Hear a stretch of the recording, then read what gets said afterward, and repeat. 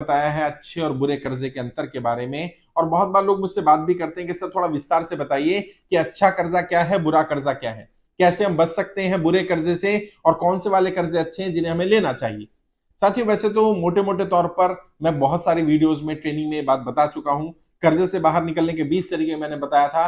मैं थोड़ा और विस्तार से बताने की कोशिश करता हूं।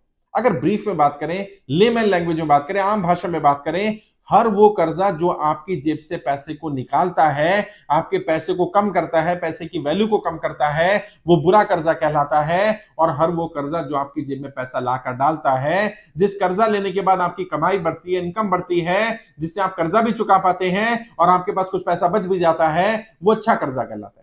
यानी आपने जो पैसा लिया उस पैसे का क्या काम किया, उसके आधार पर तय होगा कि अच्छा वाला कर्जा था या बुरा वाला कर्जा था। बहुत सारे लोग क्या करते हैं, अपने स्टैंडर्ड को मेंटेन करने के लिए, अपनी लग्जरी को मेंटेन करने के लिए, जिस चीज की जरूरत नहीं है उस चीज को खरीदने के लिए कर्जा ले लेते हैं। चाहे बैंक से लें, एनबीएफसी से लें, साहूकार से लें, रिश्तेदार से लें, जानकार से लें। अब आपने पैसा तो ले लिया और पैसा लेकर के वो चीज खरीद ली, अपना स्टैंडर्ड मेंटेन कर लिया, घूमने चले गए, गाड़ी खरीद ली जिसकी ज्यादा जरूरत नहीं थी, या कोई भी ऐसी चीज खरीद ली जिसकी जरूरत नहीं थी। अब पैसा तो समाप्त हो गया। अब क्या होगा, आपको पैसा तो देना ही है, साथ में उसका इंटरेस्ट भी देना है। यानी आपकी जेब में जो पैसा आया, उस पैसे ने उससे ज्यादा पैसा आपकी जेब से निकाल कर दे दिया। यानी आप और ज्यादा कर्जे के दलदल में चले जाएंगे, या आपकी कीमत कम हो जाएगी, वैल्यू कम हो जाएगी, क्योंकि आपने आपका पैसा जो कर्जा लिया उसने आपकी वैल्यू को कम कर दिया, आपका ज्यादा पैसा निकलवा दिया, आपको नुकसान में ला दिया, लॉस में ला दिया। ऐसे कर्जे बुरे कर्जे कहलाएंगे। अच्छे कर्जे वो हैं जो आपकी कमाई को बढ़ाते हैं। मान लीजिए आपने व्यापार की तरक्की के लिए, एक्सपेंशन के लिए, ग्रोथ के लिए कोई ऐसा सामान खरीदा जिससे आपकी जरूरत भी थी और जिससे आप कमा सकते थे। आपने अपनी कमाई का साधन बढ़ाने के लिए, कमाई बढ़ाने के लिए आपने कहीं पैसा लगाया, वो अच्छा वाला कर्जा कहलाएगा। और वैसे भी बड़े बड़े लोग, समझदार लोग क्या कहते हैं, यदि आपने कभी कोई ऐसी चीज खरीद ली जिसकी आपको जरूरत नहीं है, तो यकीन मानिए कल आपको ऐसी चीज बेचनी पड़ जाएगी जिसकी आपको बहुत ज्यादा जरूरत है। तो कोशिश करें ऐसी चीज में पैसा ना लगाया जाए। जब भी पैसा ले, कर्जे अच्छे या बुरे इस आधार पर तय होते हैं उस पैसे से किया क्या जा रहा है। ये पहला अंतर है। दूसरा अंतर, वो कर्जा जो आपके दिमाग पर बर्डन पैदा करे, जो आपके अंदर टेंशन पैदा करे, जो कर्जा आपको सोचने समझने की शक्ति ना देता हो, वो कर्जा जिसके चुकाने का हमेशा डर बना रहे या हमेशा एक प्रेशर बना रहे, वो बुरा वाला कर्जा कहलाता है। अच्छा कर्जा वो होता है जिसका प्रेशर ना हो, जिसकी टेंशन ना हो, जो थोड़ा थोड़ा करके दिया जा रहा हो। जैसे जनरली मैं बोलता हूं कि जो कर्जा लिया जाए और जिसमें ब्याज के साथ मूल भी जाए, वो अच्छे वाले कर्जे कैटेगरी में आता है, क्योंकि समय के साथ साथ आपका मूल कम होता जा रहा है और एक दिन ये पैसा समाप्त हो जाएगा। अच्छा, बुरा वाला कर्जा कौन सा, जिसमें आपका मूल ना जाए, केवल ब्याज जाता रहे।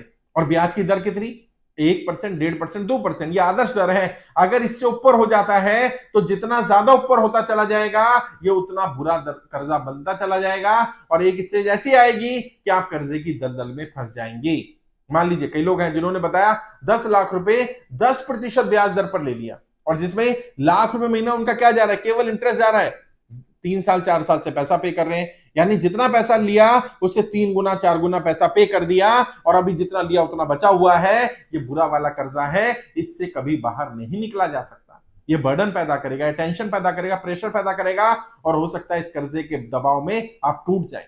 तो ऐसे कर्जे को नहीं लेना। कोशिश करनी है कर्जे की ब्याज दर कम हो, और जब भी ब्याज पर पैसा लिया जाए, चाहे जानकार से ले, साहूकार से ले, रिश्तेदार से ले, बैंक से ले, एनबीएफसी से ले, उसमें पूछे कितना ब्याज है, कितना मूल जाएगा, और हर महीने में कुछ मूल भी दूंगा। चाहे ब्याज की दर जितनी ज्यादा थोड़ी बहुत अगर करना चाहे, 1.5% की बजाय 2 कर ले, 2.25, 2.5 कर ले, लेकिन उसमें कुछ मूल भी जाए।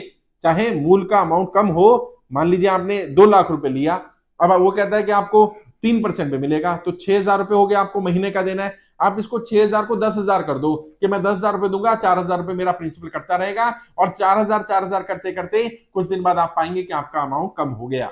अगर जब भी पैसा ले, ये ध्यान करके ले। तीसरा, बुरा कर्जा वो होता है जिसको हम ऐसी जगह इस्तेमाल कर लेते हैं या दूसरों को मदद करने के लिए देते हैं और हम कर्जे की दलदल में फंस जाते हैं। कई लोगों ने बताया साहब मैंने अपने भाई को या अपने दोस्त को, अपने रिलेटिव को, जान पहचान वाले को अपना क्रेडिट कार्ड यूज करने के लिए दे दिया। उसने कहा था मैं पेमेंट कर दूं, वो नहीं कर पाया। तो मैंने उसका लोन अपने अकाउंट से करा दिया और किस्त वो भरता रहेगा, वो भरता रहा कुछ दिन के लिए, उसके बाद उसने किस्त भरनी बंद कर दी, बर्डन मेरे ऊपर आ गया। आएगा ही। मदद करिए, लेकिन मदद करते समय ऐसा नहीं कि बेवकूफ बन जाना है, एक लिमिट तक मदद करिए। मान करके चलिए, जब आप किसी की गारंटी ले रहे हैं, जब आप किसी को अपने अकाउंट से लोन करा रहे हैं, जब आप अपने स्तर पर कोई मदद कर रहे हैं किसी की, तो ये मानकर चलिए अगर वो डिफॉल्ट कर गया, पैसा आपको भरना पड़ेगा और ये बुरा वाला कर्जा होगा जिसमें आपने पैसा लिया ही नहीं, पैसे का 1% भी इस्तेमाल आपके लिए नहीं हुआ और आपको सारा पैसा भरना पड़ा। तो बचिए ऐसी चीजों से। और अगर कर्जे की दलदल में फंस गए तो कर्जे से बाहर निकलने के 20 तरह की ट्रेनिंग अटेंड करिए। यूट्यूब पर भी मिल जाएगी, फेसबुक पर मिल जाएगी, फ्री ऑफ कॉस्ट है। और उसमें 20 से ज्यादा तरीके बताए गए, कोई ना कोई तरीका आपके काम आएगा जो आपको कर्जे की दलदल से बाहर निकालेगा। अगर ज्यादा टेंशन है, परेशानी है, तो कर्जा मुक्ति अभियान में जुड़िए। अभियान भी पूरी तरह से निःशुल्क है, ऑनलाइन ही फॉर्म भरना है। आप मुझे जहां भी सुन रहे होंगे वहीं पर आपको लिंक मिल जाएगा, नहीं तो डिस्क्रिप्शन में फोन नंबर मिल जाएगा, वहां संपर्क करिए, वहां आपको लिंक मिल जाएगा। कर्जा मुक्ति अभियान का फॉर्म भरिए, कोशिश करेंगे आपको कर्जे की दलदल से बाहर निकाला जाए।